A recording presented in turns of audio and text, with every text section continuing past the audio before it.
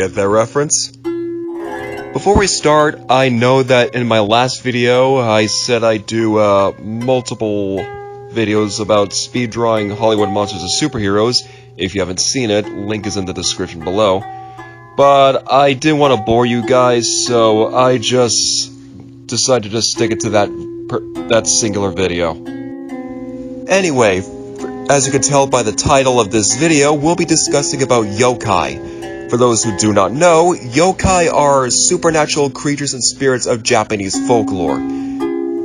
Yokai come in a wide variety of shapes, sizes, and dispositions. They could be evil, they could be good, and they could be just somewhat mischievous. Some could be downright weird. Yokai come in a wide variety of shapes, sizes, and dispositions. They could be evil, they could be good, and they could be just somewhat mischievous. Some could be downright weird. Now, when it comes to the yokai, there are some we are very familiar with. These include the Kitsune, the Bakeneko, the Oni, even the Kappa. But for this video, I'll be telling you about some of the most lesser-known yokai. Yokai that I'm almost certain that hardly anybody know about.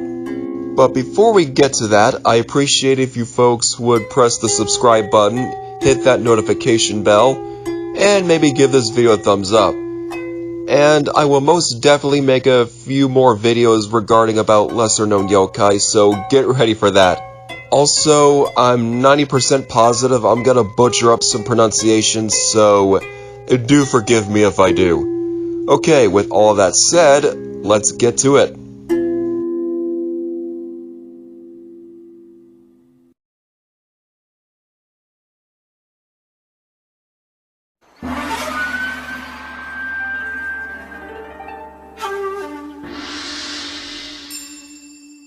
Starting off with a rather lighthearted yokai, we have the Suzuhikohime, or translated as Bell Princess. She's from a class of yokai called Sugimogami, which are yokai that are inanimate objects given life after reaching a certain age.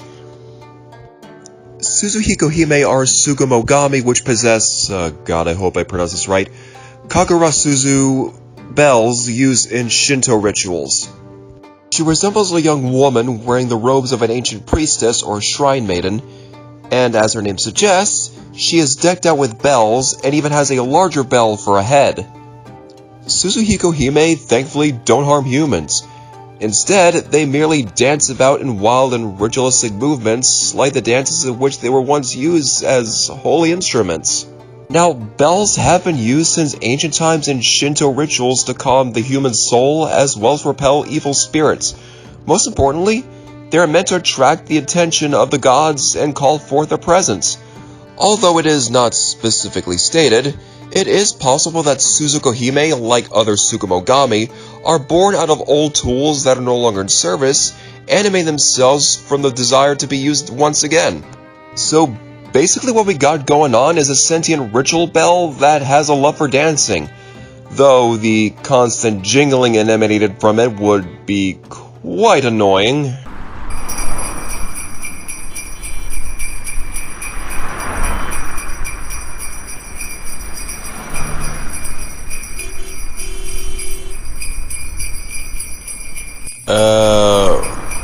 What do you guys say we get some Taco Bell? I'm buying.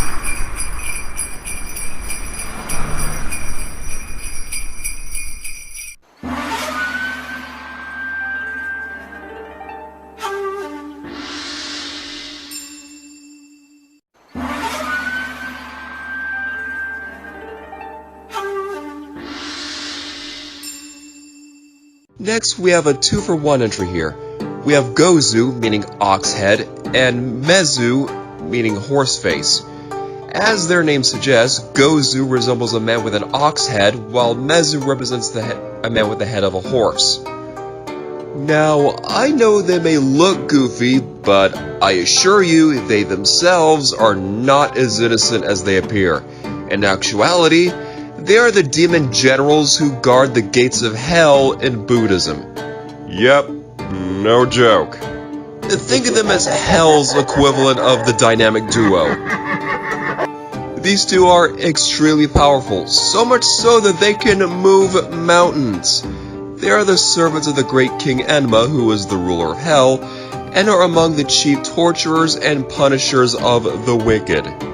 They're like demonized versions of Otis from Back in the Barnyard and BoJack Horseman on freaking steroids. GozuMezu are the first things anyone are gonna see when they enter Hell. It is said that should anyone escape from Hell, then these two are sent to bring them back. So yeah, escaping Hell is not an option. Finally, freedom! Oh god, I never thought I'd make it out alive.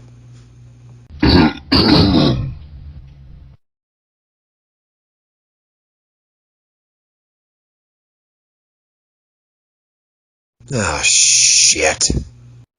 So, moral of the story is, keep your morals in check, unless you want to encounter these two editions of Satan's Barn.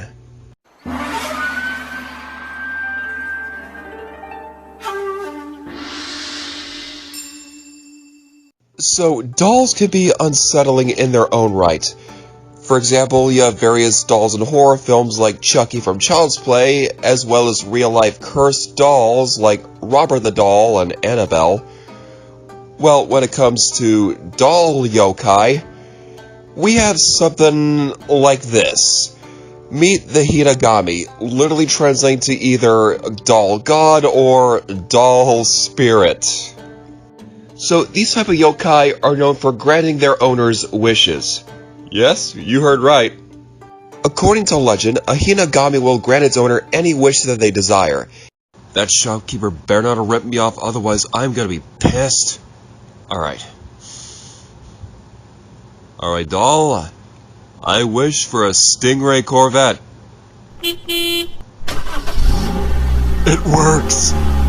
In fact, families who own a Hinagami would become rich and powerful, and people who become rich and famous very quickly are sometimes suspected of owning a Hinagami. Now, I bet you're wondering, a magic doll granting wishes? That doesn't sound so bad. Well, there is one little caveat to it, however.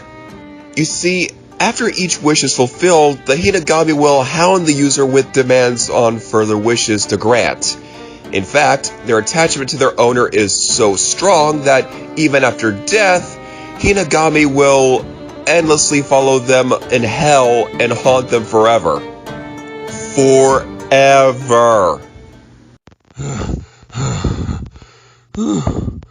Okay. I think I lost it.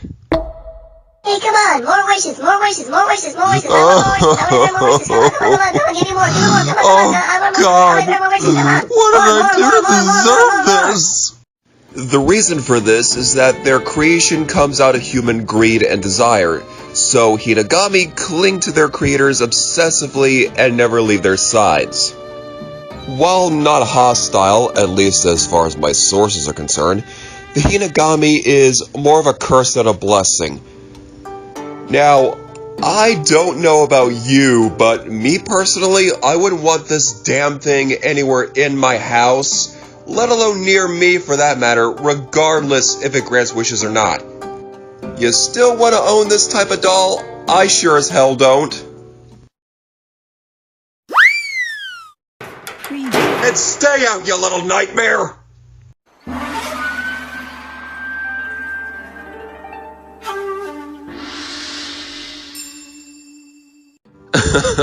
Okay, I'd argue that this next entry is possibly one of, if not the weirdest things I've seen yet. We have the Chibusa Enoki, which literally translates to, and I shit you not, breast hackberry. Yes, I swear to God, I am not making this up. As for what it looks like, it's, oh God, how do I... You know what, screw it, I'm just gonna be blunt. It's a hackberry tree with multiple titties. Yes, I swear, that is exactly what it is. And if that wasn't weird enough, this thing produces, oh God, I can't believe I'm saying this, it produces milk. Yes! Yes, that is exactly what it does. I swear to God, I am not making this up.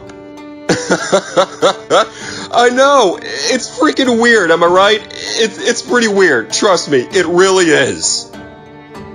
Honestly, when I first found this, I couldn't help but wonder if the guy that made this yokai was a freaking dendrophile. Oh, dear God, I hope this entry doesn't get me flagged or demonetized. Please, God. Anyway, getting back on topic. This tree was said to have grown in Itabashi, Tokyo during the mid-18th century. And trust me, the legend of this thing is just as weird as the yokai itself. Now, I would tell you the legend, but I don't want to bore you guys because it's pretty long.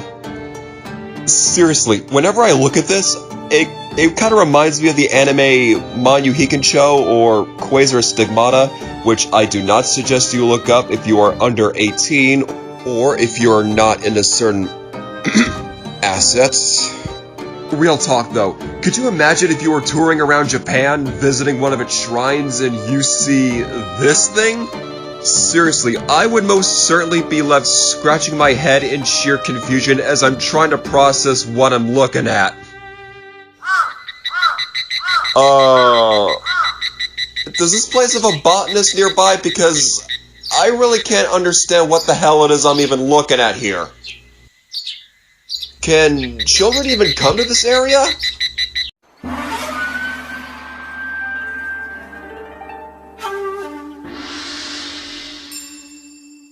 So, bears are pretty dangerous animals, that's for sure. I mean, they can easily decapitate someone with a swipe of their claws, for God's sake. But imagine a bear that is bigger than the average bear, walks on two legs, and is so strong that they can easily carry off horses and cattle, or move boulders that not even 10 men could budge. Well, that is what the Onikuma is. The name itself literally means demon bear, so that should give you a general idea just how horrifying this monstrous earth sign is.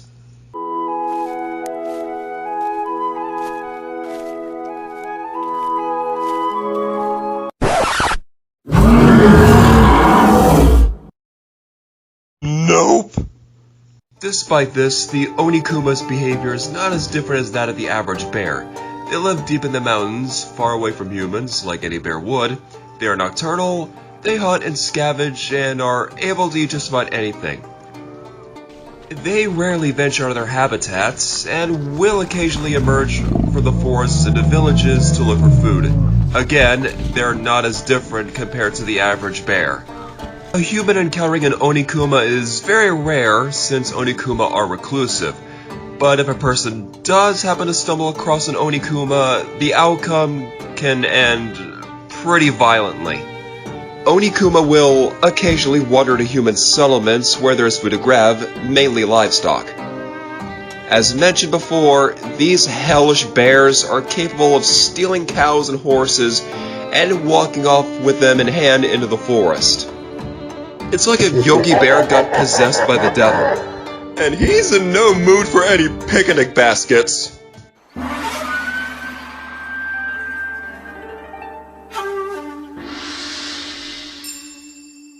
This one will definitely make you see butterflies in a whole new light. The Chokition.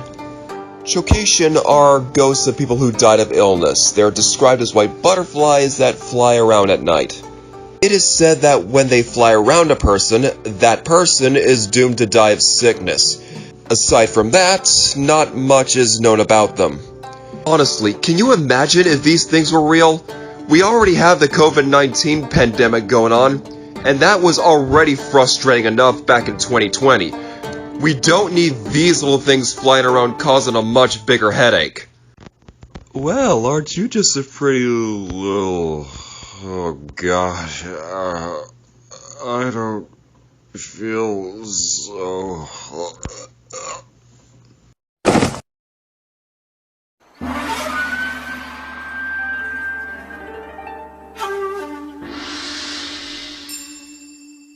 Oh boy, another weird one.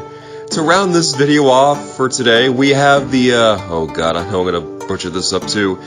Eritade Gorimo, which translates to standing collar clothes. Eritade Gorimo is a Buddhist high priest kimono that has been transformed into a yokai. It still looks mostly like the high-collared ceremonial robes of a priest.